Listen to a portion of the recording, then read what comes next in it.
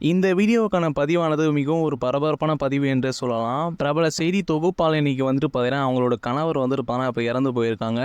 வாங்க அந்த பிரபல செய்தி தொகுப்பாளர் யார்? அவங்களோட இப்போ கணவர் வந்து இப்போ எதற்காக இறந்தாங்க? என்னாச்சு? அப்படிங்கிற செய்தியை வந்து இந்த வீடியோ பதிவில் வந்து பார்த்து தெரிஞ்சுக்கலாம். அதுக்கு முன்னாடி இது மாதிரியான உடனுக்குடன் செய்திகளை தெரிஞ்சுக்க நம்ம சேனலை வந்துட்டு பார்த்தீங்கன்னா மறக்காமல் சப்ஸ்கிரைப் பண்ணி வச்சுக்கோங்க.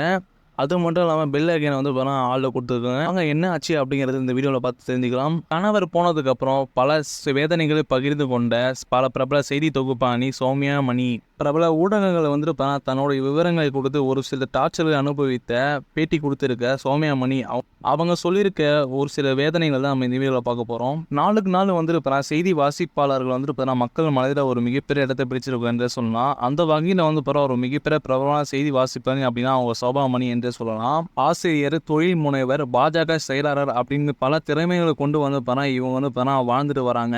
என்னதான் இவங்க கேரளாவை சேர்ந்தவங்க இருந்தாலும் ஆனா இவங்க வளர்ந்தது எல்லாமே கன்னியாகுமரியில் தான். இந்த நிலையில சோபா மணி வந்து பிரபல செய்தி வாசிப்புல வந்து ஒரு பேட்டி கொடுத்திருக்காங்க.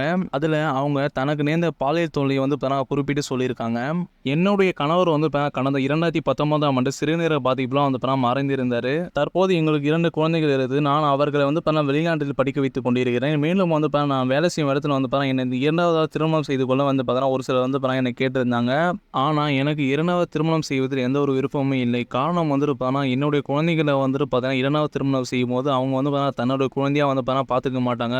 அவங்க பார்த்துப்பாங்க அப்படிங்கிறதும் எந்த உத்தரவாதமும் இல்லை. அதனாலேயே வந்துட்டு பார்த்தீங்கன்னா நான் 2வது திருமணம் வந்து செய்வதில் அந்த அளவுக்கு விருப்பம் காட்டவில்லை. என்னுடைய வாழ்க்கையே வந்து என்னுடைய குழந்தைகள் அப்படிங்கிற மாதிரி நான் முடிவு செய்து கொண்டேன். அது மட்டும் இல்லாமல் நான் வந்து என்னோட கணவர் இறந்த பிறகும் ஒரு சில செய்தி வாசிப்பு வந்து வேலை செய்து கொண்டிருந்தேன். பின்னருக்கு வந்து ஒரு செய்தி வாசிப்பில் ஒரு பேட்டி கொடுத்திருந்தேன். அதன் பின்னர் நான் செய்தி வாசிப்பது அப்படிங்கிறது வழக்கத்தை போல வந்து குறைவாகவே இருந்தது. இதற்காக நான் வேலை செய்யும் இடத்தை செய்தியாளர் தலைமையில் வந்து பேசியிருந்தேன். அவங்க வந்து என்ன நீ கண்டுக்கவே மாட்டேற, என்னோட குழந்தைகளை வந்து நான் பார்த்துக்கிறேன் அப்படிங்கிற மாதிரி அவங்க பேசினாங்க. இந்த ஒரு விஷயமானது எனக்கு வந்து ஒரு பாலியல் தொல்லை கொடுக்குமாறு வந்து அறிவிக்கப்பட்டது. இதனை அடுத்து வந்து பார்த்தீங்கன்னா இவங்க என்னிடம் மட்டும் இப்படி பேசல, அங்கே வேலை செய்யும் நிறைய பெண்களிடம் இப்படி தான் பாலியல் தொல்லை கொடுத்துருக்காங்க அப்படிங்கிற விஷயமே எனக்கு தெரிய வந்தது. இது போல் அவங்க கொடுத்த டார்ச்சராலே வந்துட்டு நான் ஒரே மாதத்தில் வந்து அங்கேருந்து வெளியே வந்துட்டேன். அதற்கு பிறகு நான் வெளியே வந்த அந்த தொலைக்காட்சி தொடரை பற்றி சொல்லணும் அப்படின்னாலே எனக்கு வந்து உடம்புலாம் கூசும்.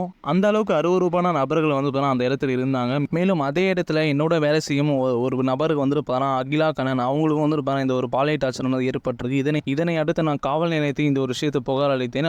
மேலும் வந்துட்டு அகிலாவுக்கு உதவி செய்யும் விதமாக வந்துட்டு நான் வந்து அவங்க ஆதரவாக வந்து கோர்ட்டில் வந்து சாட்சி சொல்ல போனேன். என்னுடைய கணவர் இருந்திருந்தால் நான் வந்து இந்த ஒரு விஷயத்துக்காக வந்து இவங்களுக்கு உதவி இருப்பானா அப்படிங்கிறது எனக்கு தெரியல. ஆனால் வந்து எனக்கு பட்ட ஒரு இது வந்து இவங்களும் படக்கூடாது அப்படிங்கிறதுனால வந்து இவங்களுக்கு சாட்சி சொல்ல வந்து நான் கோர்ட்டுக்கு போயிருந்தேன்.